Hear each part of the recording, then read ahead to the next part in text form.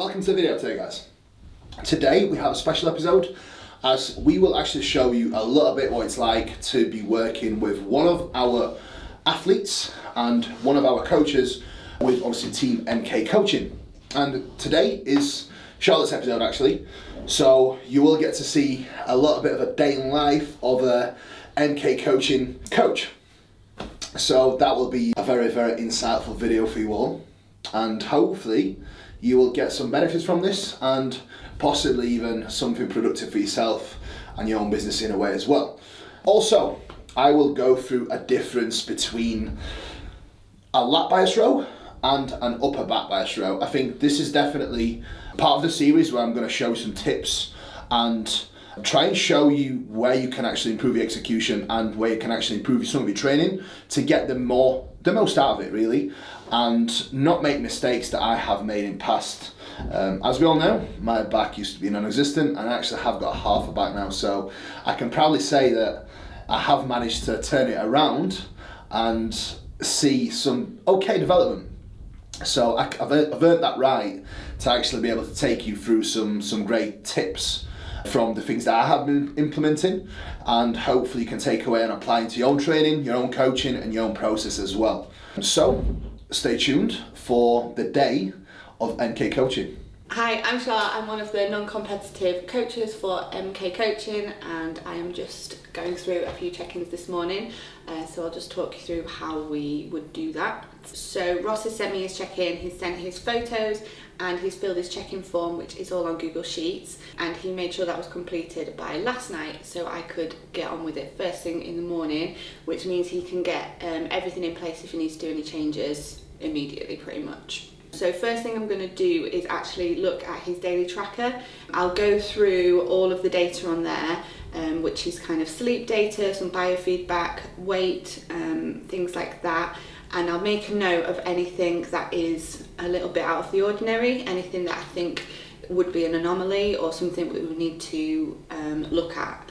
And then I'll go to his check-in questionnaire that he's filled out and then hopefully match those bits and bobs together to form a full picture of his week. So looking at this like biofeedback from Ross, we're really looking in terms of the Google Sheets highlight things for us. So if scores are nice and good and things are in a good place, they're nice and green, and if we need to look at stuff, it goes red. So for example, hunger here is worryingly high. So I'm hoping there will be some explanation in his actual check-in form so we can work through that together to see how we can lower that hunger scale, because the last thing we want to do is to have a client really, really hungry all day long, because it's going to obviously affect adherence. So I'm just going through his actual check-in questionnaire. We get clients to fill in the same questions each week that are just talking about maybe something they've struggled with, definitely something that they feel that they have achieved, because obviously we want to have both sides of the coin there, and just how they're generally feeling. Obviously with the biofeedback it's quite good because you can give actual scores, but then this check-in questionnaire allows a lot more detail around those scores basically. Hi Ross, thank you very much for sending in your check-in form this week and filling everything in. Great stuff. So nice little drop, 0.5 kilo down. Again, sleep pretty consistent apart from Thursday. Again, steps on point, well done, nice to see those numbers. And then energy in the gym, slightly lower than we would like, but I know we've mentioned that in your check-in form, so I'll talk about that shortly.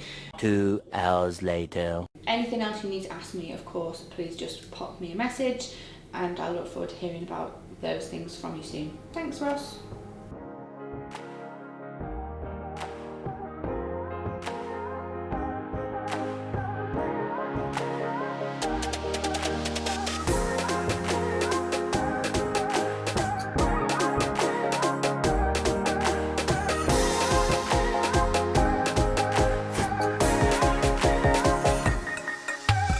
Got a little treat for you today. So today we will actually go through the difference between a lat bias row and an upper back bias row. So for those who don't know, a bias means basically what we're trying to target. So we'll go through a row variation that basically targets your lat, and then a row variation that basically targets your upper back. The difference is quite vast, so I think this will definitely be a good one for those of you guys who do want to get the most out of your back training. And this will be part of the series to actually give back to you and show you a little bit of the process behind our coaching, what we do, what we offer, and how we work, and obviously take you along on the journey and give back to you and show you what we can do to help you as well. For free, obviously for free. We're not trying to sell you shit, we're giving it away for free. So let's get into a lat bias versus upper back bias row. So in essence, like I said earlier, it's all about what we're trying to target, whether it's our lat or upper back. And there is definitely a caveat to this, and there is definitely a big difference in terms of what we're trying to achieve and what we are actually doing within both of these movements. So although to an untrained eye, to a regular person, it will probably look like the same movement, and I would argue it probably is, but at the same time it really isn't. So when we actually look at the movement in general, the difference is quite vast when you actually break it down in detail. So first, we'll actually start with a lat bias movement. So we are going to target the lat rather than the whole upper back musculature, the whole upper back. So the main thing that we're trying to do is keep the body weight on the same side leg as the arm that we are working with. So if you do have an opportunity to work with a machine like this with rotating handles, I would definitely advise to do so. If you don't have the luxury of using a machine like this, you can perform this movement on a cable stack as well, seated on a bench with a chest support. But if you do have machines like this, and you are blessed with an environment like this, then you're able to do so. So the principle basically applies to the movements across the board when you are doing rows. So here, again, we'll keep our wrist in slight semi-supination, and again, what that actually does is it rotates upper arm in. And again, if you turn your wrist in semi-pronation, look what happens to my elbow and my shoulder, it almost lifts up. That is not what we want. For lat bias movements, we want to turn in and keep the wrist in slight semi-supination. As you can see, the whole arm is rotated in now. So again, we don't want to bring our chest down. We want to make sure we keep our ribcage down with the chest up. So it looks somewhat like this. Now my core's engaged, my chest is up, and the only thing I'm thinking about here is driving my elbow down into the pocket of the hip, and my elbow will actually finish parallel in line with the rib cage. And as we drive back, we don't quite allow full protraction. We don't want this. So we keep the shoulder in neutral position, wrist in semi-supination, and again, we keep everything still with core contracted, chest up, and then drive the elbow down and in to the pocket of the hip, and back out. There we go. Now we are going to get into the upper back focus row. So principle, again, we all start with the feet. Feet, same again, grounded. Body weight stays the same on the same side as the arm that I'm working with. So again, full contact with the pads. And again, I like to keep a small contraction in my glute. Core tight, chest up. Here, I would actually favor slightly more thoracic spine extension. So again, keep that rib cage up slightly more now for upper back movements. And again, we want to actually rotate our wrist out a little into semi-pronation. So now, as you can see, my wrist position has allowed my elbow to actually come up. And that is the most important thing now, because here for upper back bias row, we actually want to allow the elbow to come past our rib cage and aim to get full retraction at the scapula. So now it will look something like this.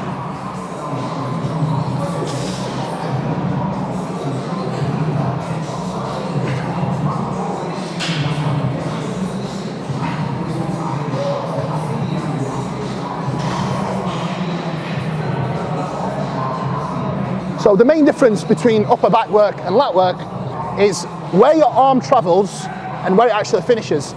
So for upper back work, we want to aim for full retraction and arguably full protraction. For lat bias work, we want to keep the range of motion somewhat shorter, and again, slight turn and semi-supination. So this is the most important thing. As you can see my arm here, look what happens to my actual elbow. If I'm trying to work the upper back, this will be actually a lot more favorable because it actually forces my elbow to come out and put it in a better position to be able to target upper back musculature, as you can see here. Lat bias work, turn in, as you can see my whole upper arm, including my shoulder, rotates in, we keep that in and then drive it in with shorter range of motion.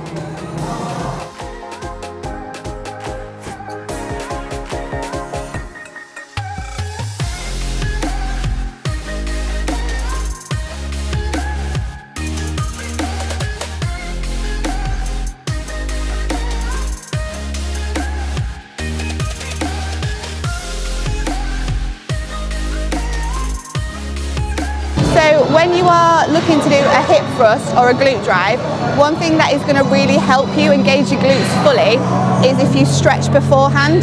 So you're wanting to stretch your hip flexors and your quads, which is essentially going to put them to sleep almost, so that your glutes will fully engage and you can get that full hip thrust in motion.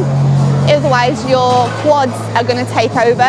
So it's almost like they pop to sleep and then you can really use your glutes. When you're actually getting your feet positioned, your feet want to be quite close to you so that your knees are actually in line with your feet. And then when you're actually doing the movement and you're hip thrusting, as soon as you see any shin movement, you're going too deep. So as soon as your knees start moving towards you, you're going to get it in your quads and your hams, which you don't want to do. You want to keep it all in your glutes. Another thing to mention is you really need to keep your chin tucked. It's not the most glamorous of positions, but aim for that chin tuck, and that's really going to keep it in your glutes again.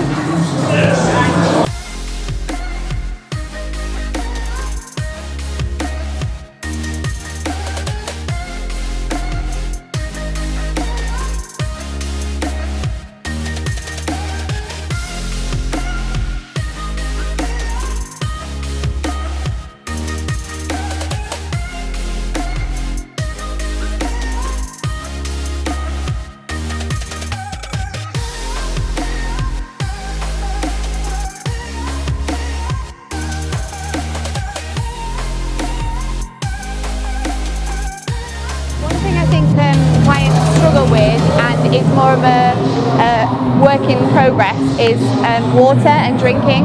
So I would recommend a minimum of like 3.5 litres for females. Male clients, we want to be working more towards 5 litres, but I think it is definitely getting to the habit of drinking throughout the day. I would always start my day with between half a litre and a litre of water before I have my coffee or anything, just because you're ahead of the game then as well. And then just little and often through the day. One thing that I do recommend that I did and has changed the game for me in getting my fluids in is drinking out of a clear bottle, because you can physically see what you're drinking, makes a big difference. In a session, from a training perspective, all of the clients will have set intra-workout drinks, and that will be person dependent. But what I would say is don't be gulping it, because it can make you feel a bit queasy, especially if you're really training hard, like you should be. So I would go for kind of sips in between sets, as opposed to glug glug glug, because it can get your tummy a little bit.